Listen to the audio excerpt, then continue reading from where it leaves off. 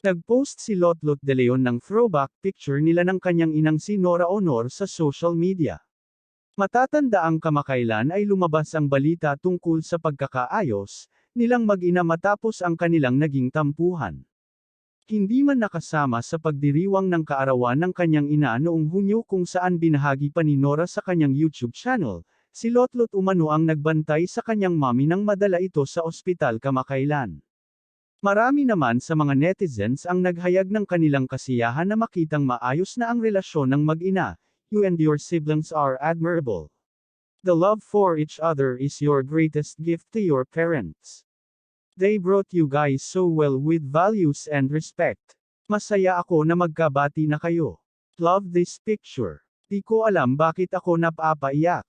Siguro dahil sobrang saya ko na okay na kayo. Ang komento pa ng ilang netizen.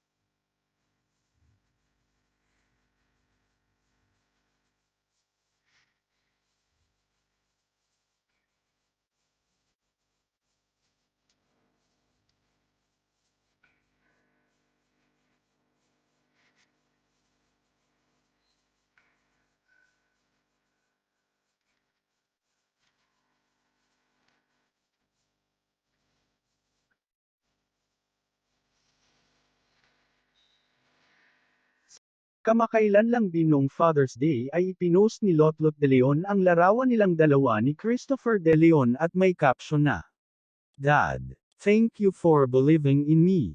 For never doubting me and my love for the family. Thank you for standing by me. Through good times and challenging times. Thank you for listening and hearing me out without judgment. You are a blessing to me, Dad. You are a blessing to all of us. God bless you always, always, always. Happy Father's Day. Love you. Lot.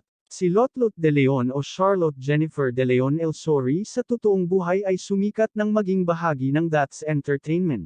Paano mga kachika, kita-kits tayong muli sa mga susunod ko pang mga showbiz updates. Please like, share and subscribe. Pakihit na rin ang notification bell para ma-notify ka sa mga susunod ko pang upload. Again, maraming salamat.